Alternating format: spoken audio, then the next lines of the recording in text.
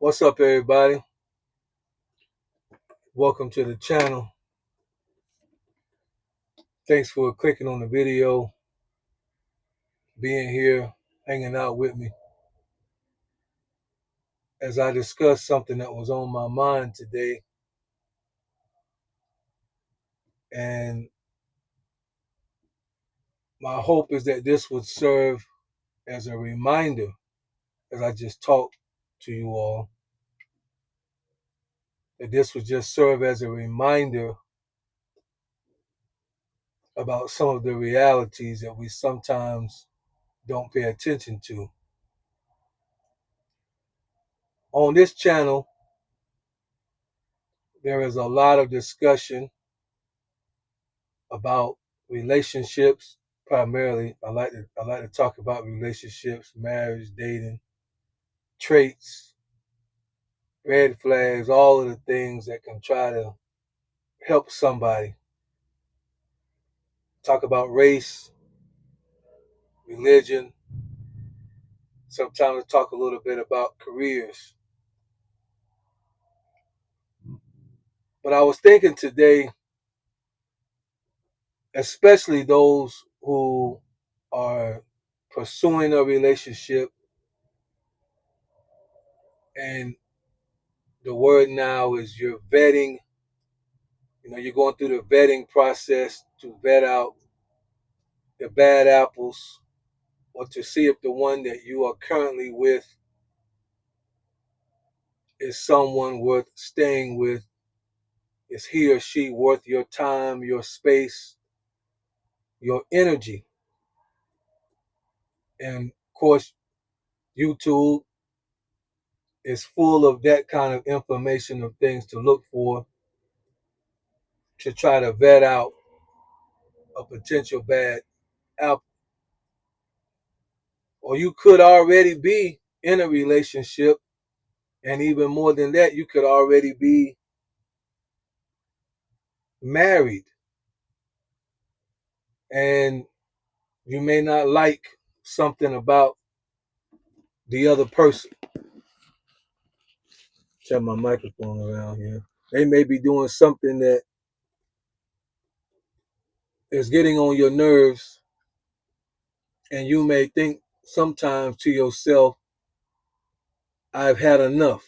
And it can be sometimes when stuff get on our nerves, it don't even and we are aggravated with the other person. The more aggravated we are with people, the more petty we can become towards that person.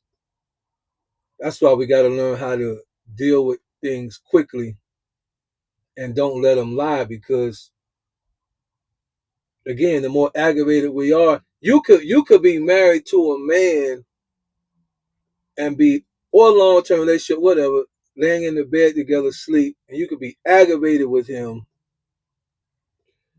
and he could, in his sleep, every night, pass gas in his sleep. His intestines, because he eat, all the red meat and everything, intestines be on fire, tear you up. Now, when you're not aggravated with him, you don't like it, but you say, oh, that's, Sam worked hard today, and you just going back to sleep. But when you aggravated,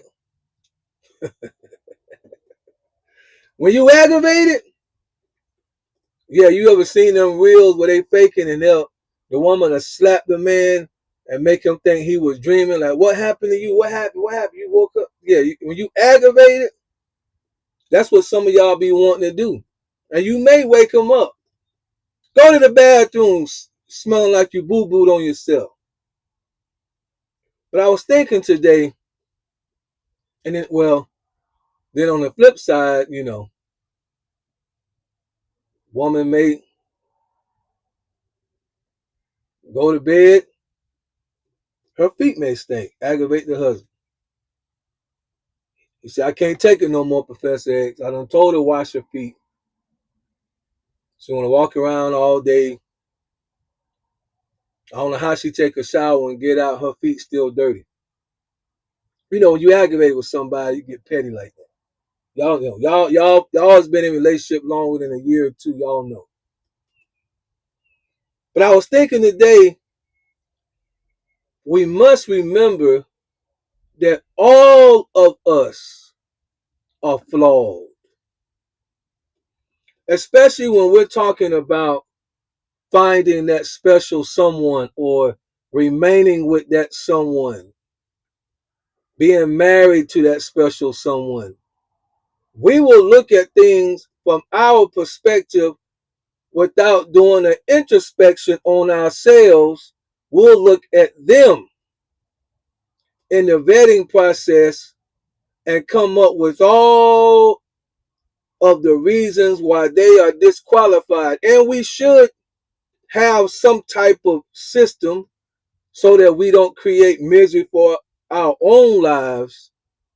But on top of that checklist that we're using, we need to remember that we ourselves contain flaws that somebody else is going to have to deal with if they're going to deal with us. My mom used to tell me all the time, and she still may. She called me by my name. That's Professor X to you all. Professor X, I don't know how anybody can deal with you. Because I might be stubborn, whatever, have my own opinion, my own thoughts. I might be dogmatic about something. Or just the way a mother would see her child, right? Son, I don't know how anybody can deal with you. Because as a mother, she's able to look at me and determine, at least from her point of view, my oldest child is not perfect. And his flaws can cause somebody else to become very frustrated. So I don't know, son, how anybody can put up with you. Of course, some of that's joke, some of that's jest, some of that is true. That's how she feels. That's how she see it. So I wanted to give a reminder to my Facebook family in our moving in life, in the vetting processes that we're using. Will he pay for the dinner? He act like he ain't got his wallet. I'm gonna write that down. That's a red flag. He gonna ask me out for a coffee date, or we going to a 5-star, and it better not be no chain restaurant. I'm gonna check that off.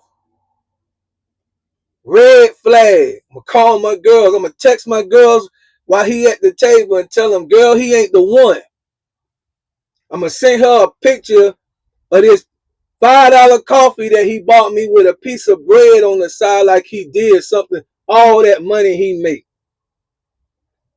His car brand new, $75,000. He had the audacity to bring me to this cheap coffee place, making me feel some kind of way because I know my value is way higher than this.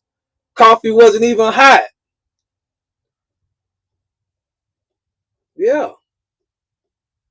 When you send that text to your homegirl and she send you back 4 laughing emojis with the tears coming down, talking about, girl, I told you not to go.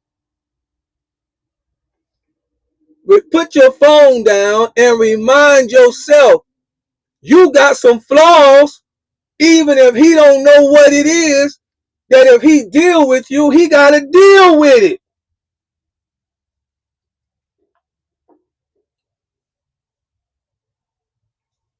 Check a young lady out. She got 2 kids by 2 different men. She tried to change her life. Now you feel some kind of way. This ain't what you had in mind. You ain't got no kids. I don't recommend that be the setup. I'm just throwing this out there. Now, I don't recommend that be the setup. I'm just talking about life. So I don't recommend if you ain't got no kids, you go find a woman with 2 kids and 2 baby daddies. I'm not recommending that. Sometimes you can't tell the heart who to love, as they say. You thinking to yourself, I don't want it. I can't deal with it. I can't deal with them unruly kids because you ain't got none. So all kids is undisciplined in you. You ain't raised no kids yet. You don't know. You ain't had to go down to the school yet. So you see her kids, you think they all bad. Remember, she may not be able to see it because you single, you look good, you strong, you in shape, your cologne. My son put me on to, what's that? Some 1 million or something like that. 1 million, 100 million. He put me on to something that I be wearing every once in a while. It smells pretty good. I think it's 1 million. He put me on to it. I was talking about cool water. He said, no, Dad, this what you need. Appreciate it, my boy. You look good. You smell good. The car clean. You got the tires shine on there. The rims ain't no dirt on there. She got in. She felt bad, even put her feet on the floor because the carpet immaculate. You shampooed it on the first date. You took it down. Let the boys from Mexico detail shop do you right. SA, $35 do my car. Appreciate it. In and out. You showed up. You look good. You didn't even wear your best outfit, but the outfit you got on is strong. Remember, you got some flaws that you probably are not even aware of because according to human nature, and I'm connected with even the scriptures, we have a tendency not to be able to look at ourselves.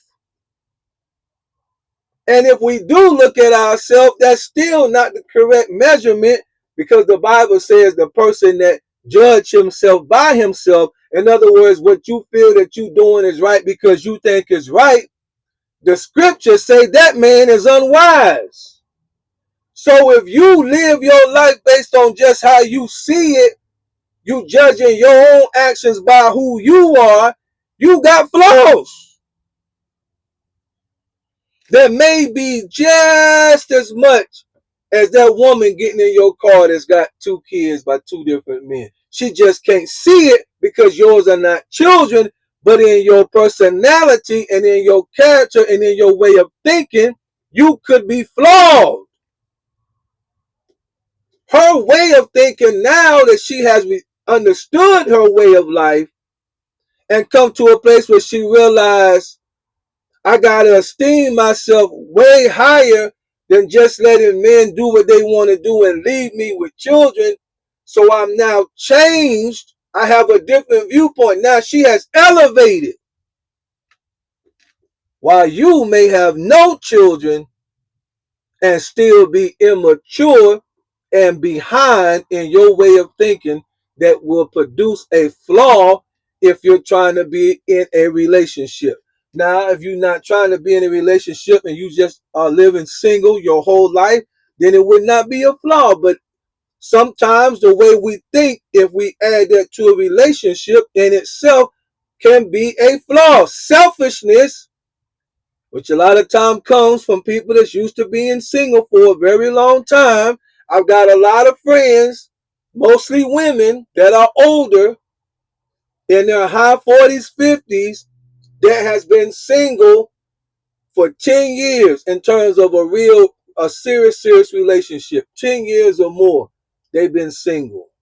And I tell them, you probably don't really want a man in your space every day because your setup, you're used to everything being exactly the way that it is. You know, the curtains are this way, the counter is clean this way, the dishes are this way, the floor is this way. You bring another man in, all that's out the window. You ain't ready for that. It would be a flaw. So hopefully this has helped somebody today. When you go through life, when you upset with your boss, your manager, your supervisor, the store owner, when somebody don't do your order right at the restaurant and you want to dig into their behind, as you know we do sometimes. Because we like to show out, especially with a crowd. Especially my people. You put a crowd around. We don't even really want y'all seen it. Two dudes starting to, have a little argument. Then the crowd gather around. Then they go up. Hey, what you want to do? Hey. Not the guys from not my day. We don't do no talk. We don't do no talk. You got about 2 times to say what you gonna do. You're either gonna do something or we gonna get in our car and leave. Now they gonna walk around circle. What you wanna do? What you wanna do? What you wanna do? What you wanna do? I got that thing on course because you can't fight no more, right? I got that thing. Well, I got that thing. Took 2 hours long. We ain't got time for this. Turn the movie back on. I watched Godfather before y'all done. Flaws. We all got them. Instead of showing out in the restaurant, just think. They didn't do my food right. Did they do it on purpose? Probably not. Did they do it just because you black? Probably not. Did they do it just because you Hispanic, Caucasian? Probably not. They weren't paying attention. The food came out cold. The waitress saw it, picked it up, gave it to you. You bit into the fish, it's cold. You cut the steak, it's bleeding inside. You said medium well. Remember, both you and the cook flawed. Have a little mercy. Have a little grace. They're going to fix it. You're going to get a free meal. Call the waitress over. Ma'am, sir. You got to be careful nowadays. They might be a man, but one. Okay. Me, I'm going to say whatever. Ma'am, sir. Cut the steak. See, that's what I asked. Oh, my apologies. I'm so sorry. We're going to get the store manager, make it right. I believe you'll make it right. No problem. Can you fill up my tea when you get back? They're going to come back. We took care of your meal and your husband, your boyfriend, girlfriend meal, whatever. Y'all have a nice day. Because they don't want the bad reviews. Flaws. We all got them. So let's have mercy on one another. Capiche?